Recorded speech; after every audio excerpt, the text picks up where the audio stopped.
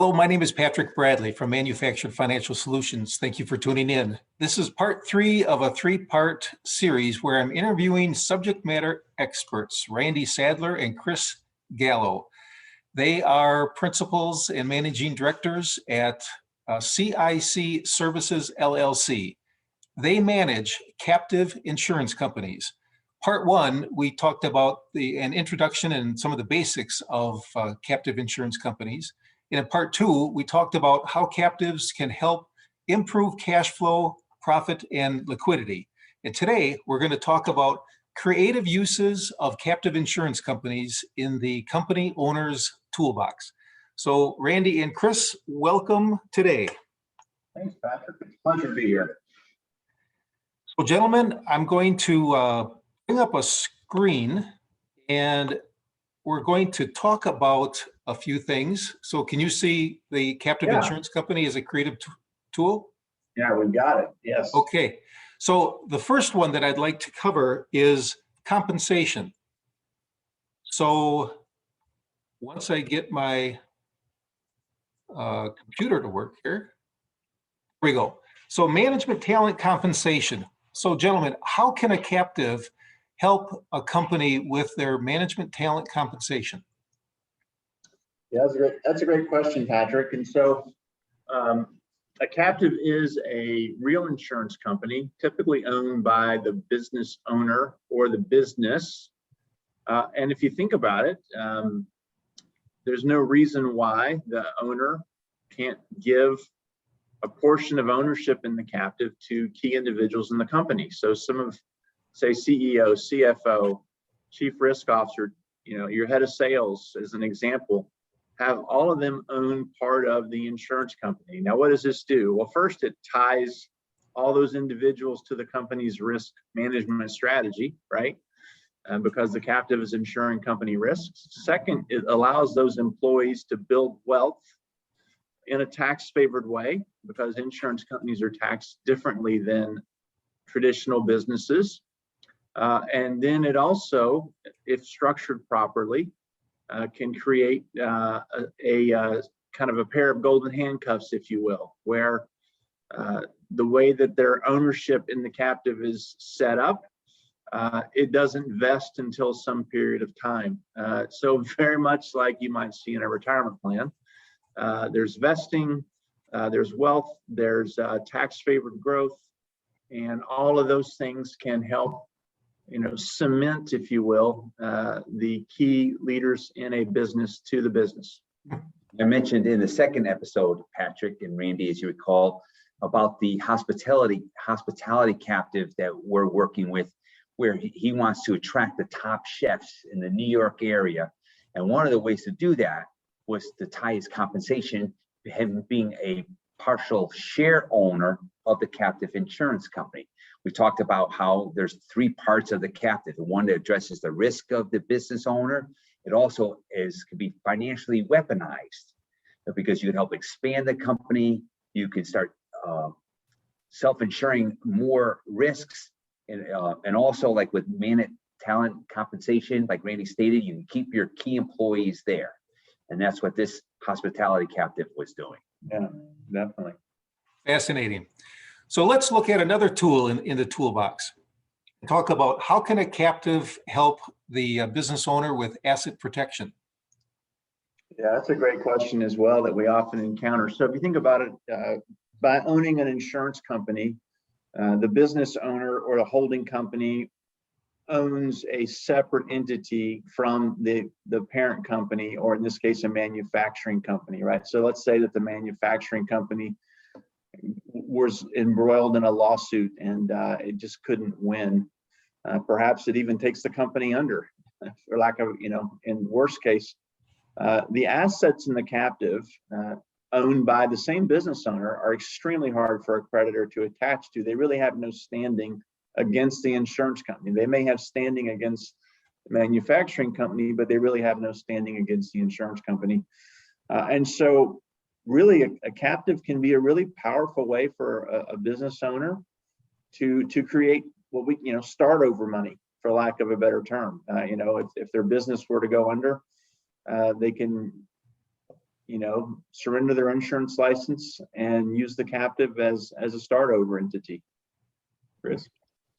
Well, and like we already talked about a couple times, when you build up the assets, a good way to protect your other assets is by having this source of money to help expand your business. And it just helps the whole business grow overall. And that's all a form of protecting the assets, because you're just running a very smooth operation that's constantly growing. You got the funds to help build it.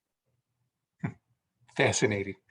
Okay, and next in line, so business continuity. So Mr. and Mrs. Business Owner tips over, becomes incapacitated. So how can a captive insurance company be a useful tool in the toolbox for them? Captives are able to write unique insurance policies. Very often it may be difficult to write through a commercial insurance carrier. An example would be loss of key employee. Let's say your CFO, your head of sales, your head of engineering, really important, head of R&D, people that are very important to the company, that if they get disabled, if they quit even, you can actually insure the loss of that individual. And what that means to the company could be lost sales. It could be you have to hire a recruiter to find somebody new.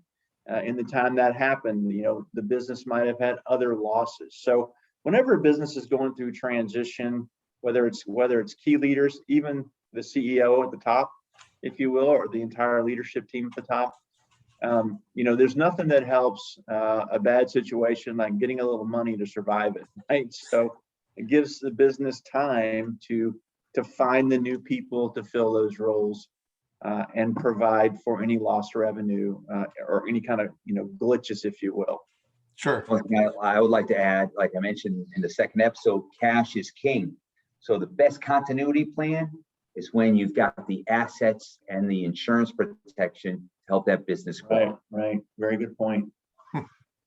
So I'm an all-star revenue generator for my company, and my company also has a captive insurance company, and part of that insurance company policy is that it insures it. So if I leave, that's a claim, and the company can now file a claim and be remunerated for whatever loss that they may incur. Interesting. Yeah. We've actually had a case where, a high-level salesperson left, took some accounts with them, and the captive not only funded the lost revenue, but also funded the money to sue the other company and block the transaction. So yes, it can do that. Interesting. And then we wrap up with the last item, transition and exit planning. So what can you tell me about that? Yeah, and this is a way, Patrick, that, say a small manufacturer or a middle market manufacturer might be different than a Fortune 500 manufacturer. So your large corporations typically have shareholders, CEOs and CFOs come and go, but the reality is for a smaller mid-sized manufacturer, very often the company is intertwined with their life. It's their livelihood, it's their lifeblood. But then at some point they're ready to have their heirs take over the business, or they're ready to sell the company, or have a transition plan. Well, if they've had a captive insurance company in place and it's done a great job insuring their business, protecting their business, at some point when they sell the entity, transition it to heirs, that insurance company, if it was well run, is going to be full of money, without a doubt. Hopefully money that's been invested wisely and grown. And so the owner essentially is able to take that insurance company and ride out into the sunset. Now the insurance company is going to let its policies run out and surrender its license, but it is the asset of that owner. And so in a long-term look down the tunnel of time, a captive insurance company can really provide for a smooth exit for a successful business owner. And now that also sounds like a great diversification tool. Oh, it is, yeah.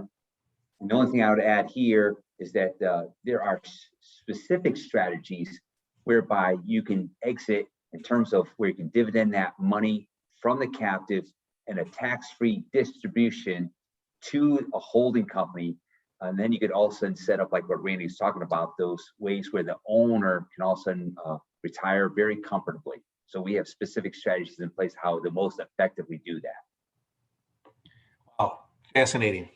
Well, gentlemen, this wraps up today's series. Thanks a ton, as always, for joining me today. I sure do appreciate it. And for our audience, just search Captives Part Number 1, or Captives Part Numeral 2, or Captives Part Numeral 3, and you will learn a lot about captive insurance companies, as I have. So Randy and Chris, thanks very much for joining us. Thank you. Thank you, Pat. Bye for now.